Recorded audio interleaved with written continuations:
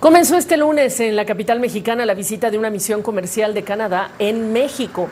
Más de 200 compañías, 400 representantes empresariales se reúnen también con sus pares de México en la capital mexicana, en la ciudad de Guadalajara y también en Monterrey. El encuentro entre las dos naciones socias del Tratado Comercial México, Estados Unidos y Canadá busca explorar oportunidades, nuevas oportunidades de inversión. El secretario de Economía mexicano, Marcelo Ebrard, recibió a la delegación canadiense encabezada por Dominic LeBlanc, presidente del Consejo Privado del Rey para Canadá y ministro responsable de Comercio Canadá y Estados Unidos, con quien conversé horas antes del encuentro. Minister LeBlanc, welcome to Mexico. Well, I'm happy to be here. Thank you for inviting me. And you're not coming here alone. You're coming with a big mission of companies who are interested in investing in Mexico. Tell us more about that.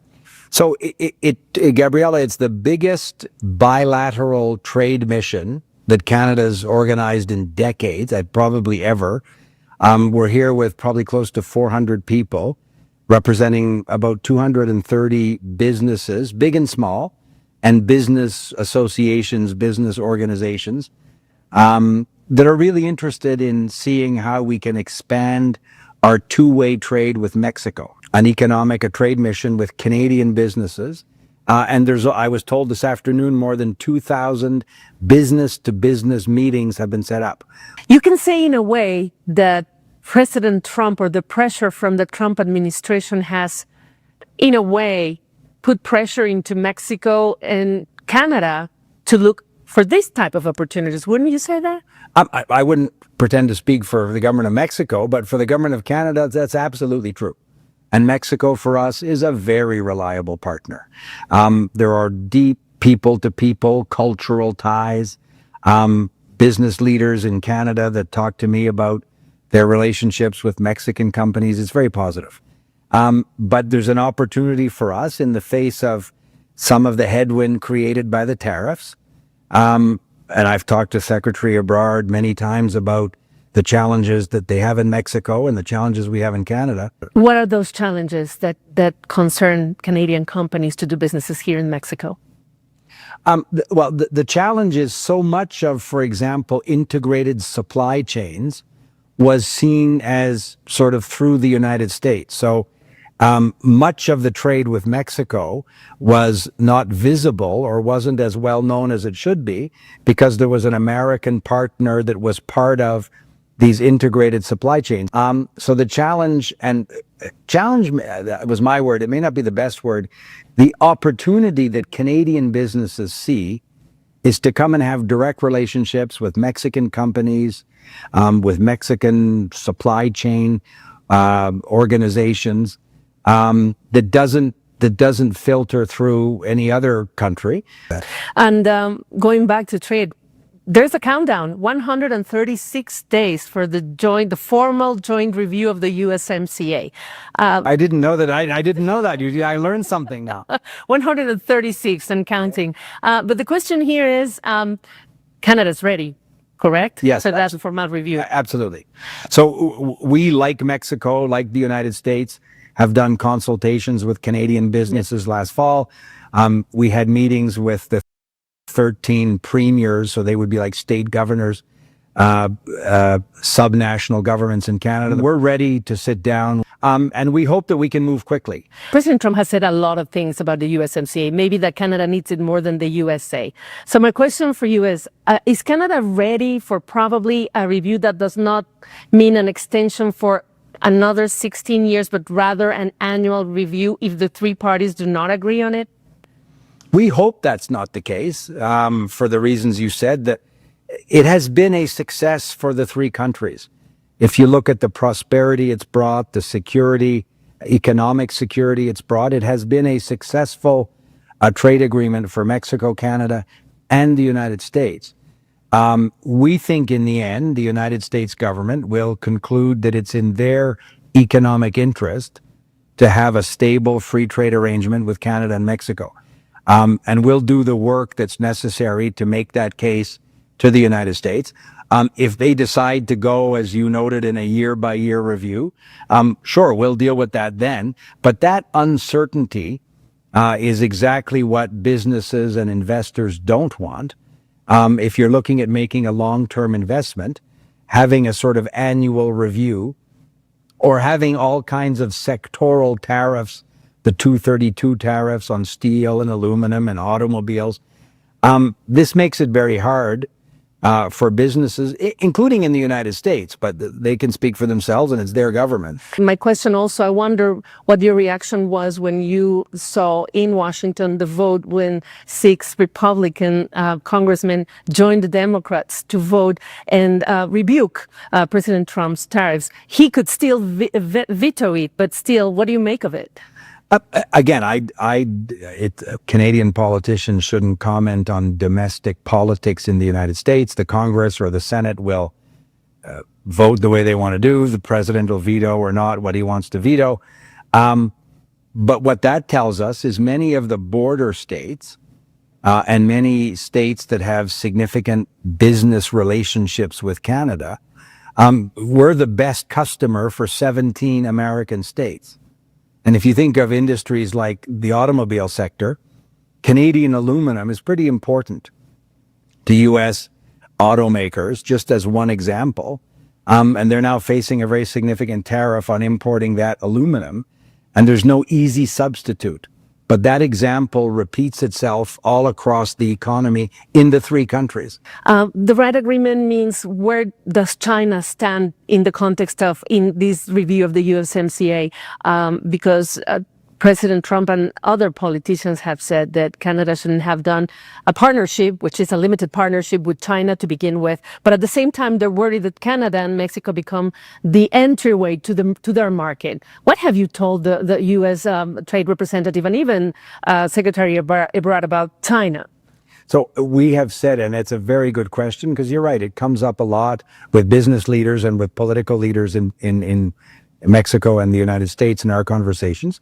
We have said that we're absolutely prepared to work with Mexico and the United States on the issues of transshipment and some companies trying to get around, if it's Chinese non-market economies, the most obviously significant one would be China, trying to use different entry points into North America that don't comply with the rules.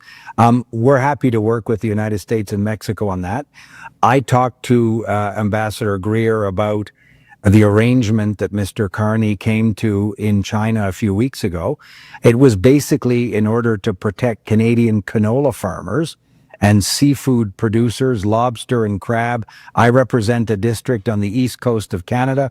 The lobster and crab fishery, very important. The Chinese had put tariffs that almost made it impossible to sell into a $7 billion market. What we did is allow, as in 2023-24, a very limited number of Chinese electric vehicles, less than 3% of the new sales, a new vehicle market in Canada, into Canada. It's an arrangement similar to what the United States did with respect to soy farmers. So every country makes arrangements, sector specific, as you said, time limited, or it's not. The confusion may have been in the United States. Some commentators said that Canada was entering a free trade agreement with China, which is not the case at all. Lastly, Minister LeBlanc, the Gordie Howe Bridge, you smile. I did. I was Minister of Infrastructure in Canada.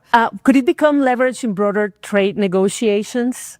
Would you say? I hope not. Again, there's some confusion. That is a very, very critical trade corridor between Canada and the United States. How critical? 20%, I think, of the north of the Canada-U.S. trade crosses that particular bridge. It's hundreds of millions of dollars a month that goes across the St. Clair River between Windsor and Detroit. And it's essential for the trade in both countries. So I think it would have been, it's a national security concern for us to have only one point of crossing.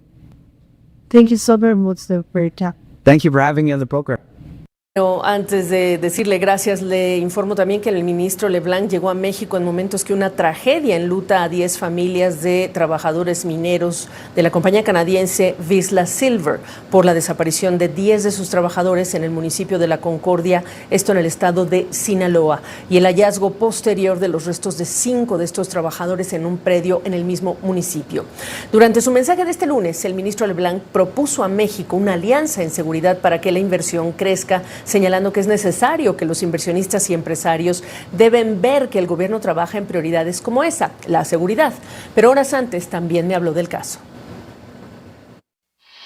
Minister LeBlanc, you're in Mexico at a time where there's been a tragedy in for a Canadian mining company. 10 workers disappeared. The bodies of 5 of them have been retrieved. The Canadian embassy in Mexico put out a statement saying that they were grieving with the families. The question here is, can you summarize what the Canadian government knows about this case from what the Mexican government has told you? So I agree with Ambassador McKay and others. It's a tragedy when people working for a Canadian company or anybody in Mexico is subject to that kind of violence or that kind of criminal activity. So we think of those 10 people and their families who were working for a Canadian company. I know from the Canadian police authorities that they have a very open and a very frequent exchange of information with their Mexican counterparts. I want to be a bit careful because it's an ongoing police investigation. We saw President Sheinbaum's comments this week.